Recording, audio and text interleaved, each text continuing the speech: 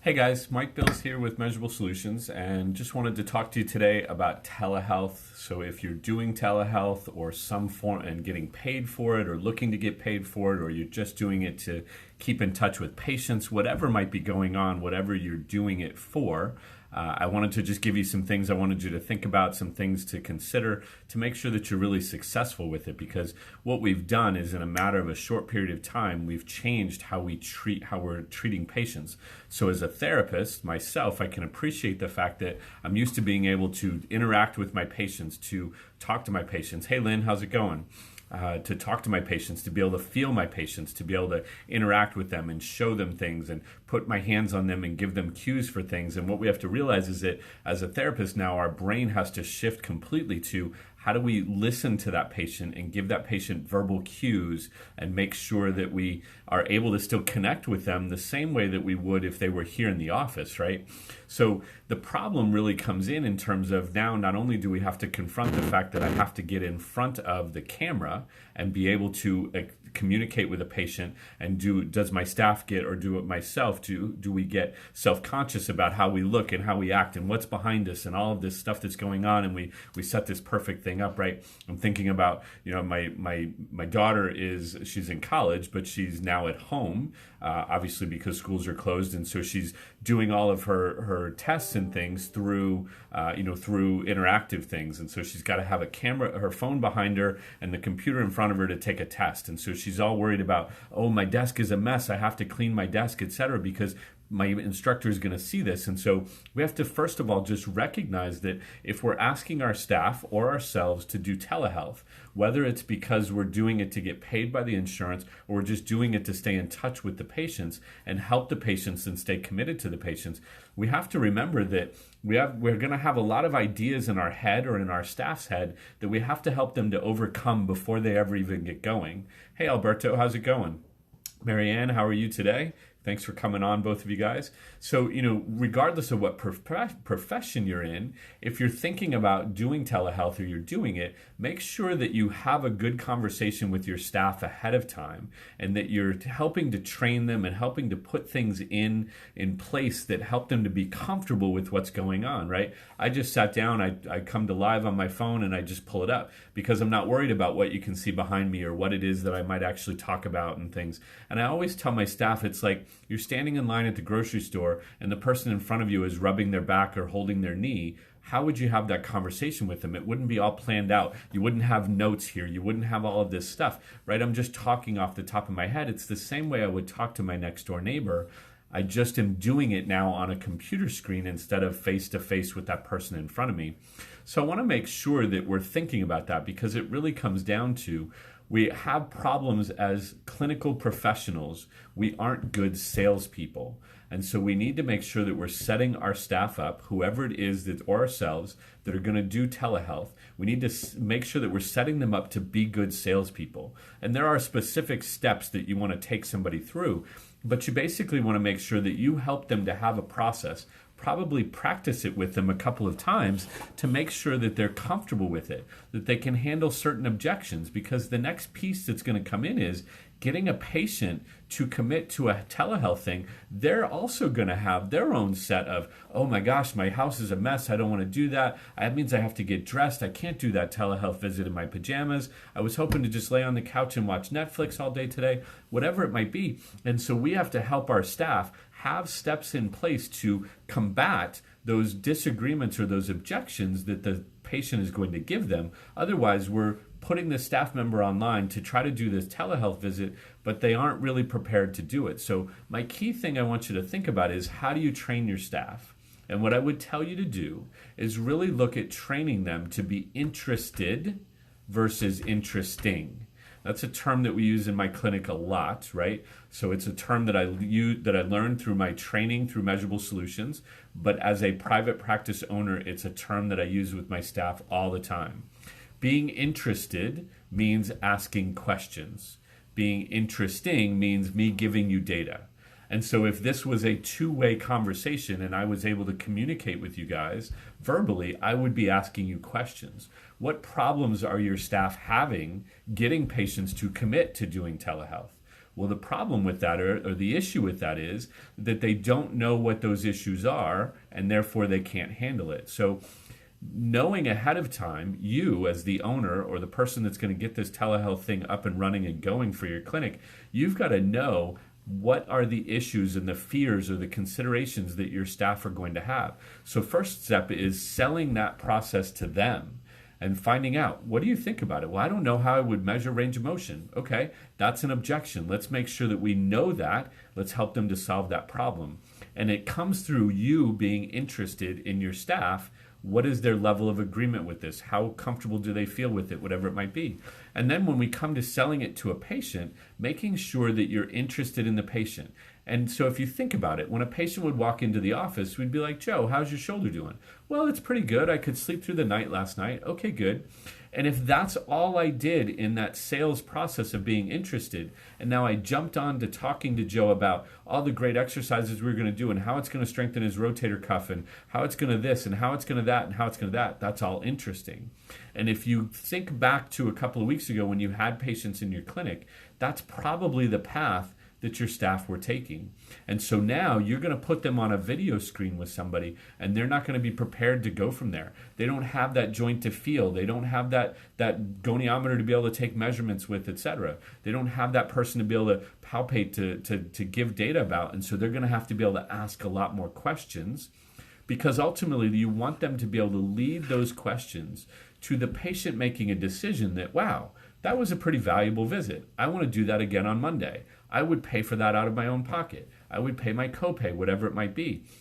And so it's constantly asking questions, to the extent that you might even predetermine what are some predetermined questions that you want your staff asking when they get that patient on for the telehealth visit. Because again, it's a very different situation, both for us as the owners, if we're the ones that are going to do it, and for our staff that are going to do it as well. So again, things that I wanted you to think about is we can't just approach this like a regular visit. We have to actually be salespeople. And a good salesperson finds out why you want to buy that car, why you want to buy that vacuum cleaner, why you want to buy that new pair of shoes, whatever it might be, as opposed to telling you how great those shoes look on you, how perfectly they go with your dress, how fast that new car goes, how great it would be to have this new car and a good new car smell, etc. If I hate the smell of a new car and the salesperson's using that because they didn't ask me, they're not going to get my sale. And so as the patient, I want my needs met. And so as the therapist, I need to know what my patient's needs are. And that comes from making sure that we're asking questions about the patient, about how their shoulder is doing, about what problems they're having, about what they've done last week. And we are then going to be a little bit of interesting based off of the answers that we got to those questions. And so really think about that. Do your staff have the skills and the ability to be interested versus interesting? And take that concept and apply it to telehealth and getting your staff trained. Spend a little bit of time with them, getting them up and running before you just like, here's your patients to go do telehealth with for the day, because it's not going to be successful if they're not being good salespeople and delivering the service that the patient has in their mind and able to overcome the objections that the patient's going to give them in terms of continuing that. Because again, that salesmanship is a skill that we don't really have as clinicians, as PTs, and we want to make sure that we train that into them a little bit. So if you're looking for telehealth to be a means of giving you a source of income over the course of the coming weeks, think about all the different people that you're competing with. You're competing with trainers that have now got videos out about how to stretch your shoulder. You're competing with, this guy about that and everything else. They can go get free information from a lot of different places.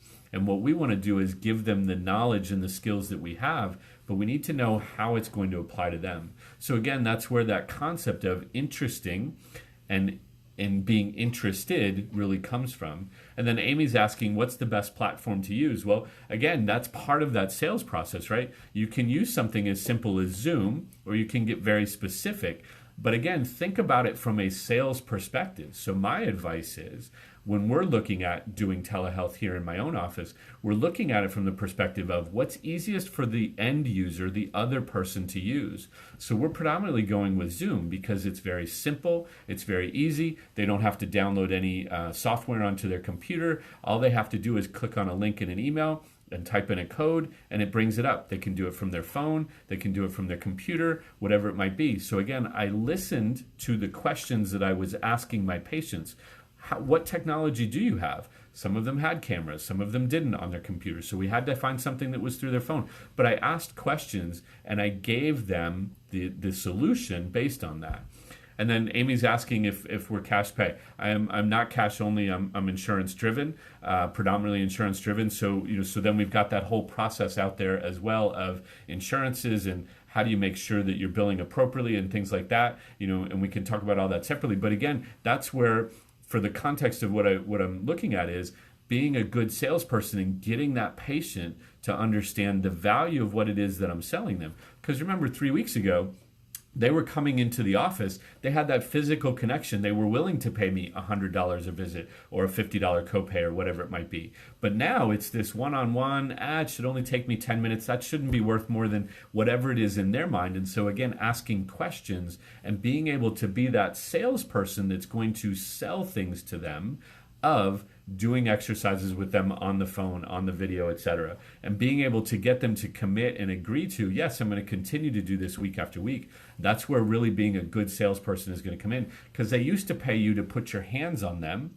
and now they can't really pay that. So in their eyes, is this still as valuable as it was before? And that's really where the concept comes back to, of whether you're cash only or you're insurance driven and you're doing telehealth, you've got to really separate out being interested, asking questions, and being interesting, giving a lot of data. Both of them are necessary, but you've got to start as a good salesperson. You've got to start by asking questions. And it isn't as simple as, hey, how's your shoulder? It's more in depth of, I want you to feel in the back, right off the ridge on your shoulder blade, and I want you to tell me what you feel there. Now I want you to compare that to the other side. And now I want you to feel a different part of your body. And getting information from them, that's how they're going to perceive value in what they're getting. That's how they're going to be willing to pay you $100 an hour, $50 copay, whatever it is in terms of how things are meshing out for you, whether you're doing cash or insurance, etc. Because it comes down to being a good salesperson. Hey, Chuck, how's it going? It comes down to being a good salesperson, which really comes into asking questions. And so again, are your staff capable of being salespeople, asking questions, listening to the answer, and then asking a follow-up question to that question? There should be a couple of questions that your staff are asking before they go and give data and be interesting. And that concept helps them to identify, what are the problems the patient's having? What are the objections I might have to getting this person to do another telehealth visit, and going from there. So again, those are things that I want you to think about as we go through the learning process here, because we all got thrown into this telehealth market on a very quick basis, and we're trying to figure things out. So not only are we trying to figure out, is the insurance going to pay for it or not? What platform should I be using, etc. We have to take the approach as a good salesperson and think about this from the patient's perspective. If somebody wanted me to get on a telehealth visit and I'd never done that before, what would I do? What would my expectations be? Are my expectations that this is going to be 10 minutes? And if it's not going to be 10 minutes, as the patient, somebody needs to give me some hatting or some explanation in that. And so again, identify what it is that you want your patient to be prepared to do, because you do that when they come into you for your first initial evaluation. You lay out, here's what we're going to do on future visits. Here's what you need to wear. Here's what you need to bring. Here's where I'm going to treat you, blah, blah, blah, etc. You need to do the same thing for telehealth. And so take that same approach and make sure that you're being that salesperson that's explaining things to the patient, but finding out what is it that they're looking for out of this visit. Because if you go into this visit and go, well, I'm going to show you a bunch of stretches you can do for the weekend with your shoulder, you're going to pay me $50, and you think all's going to be fine, that may not be what the patient had in mind, because the patient doesn't see how you're going to explain those things to me. And so making sure that you take some time with your patients to, again, be a good salesperson, find out what it is that that salesperson or that patient is looking for out of the visit, and then deliver that as the care, plus the things that you wanted to cover as well. So again, we've got to really now quickly teach ourselves how to be good salespeople. It's a skill that I learned through my training with Measurable Solutions. I would tell you, if you're interested in that, reach out to me, private message me. I'm happy to talk to you about some of the things that are for that. But at a minimum, just break down what are the things that are going on in each visit. What are the objections that you think that you could run into in each visit? And make sure that you identify those either for yourself if you're the one doing the telehealth visits, or for your staff if they're doing telehealth visits. Because the second they aren't prepared for that, they're going to strike out.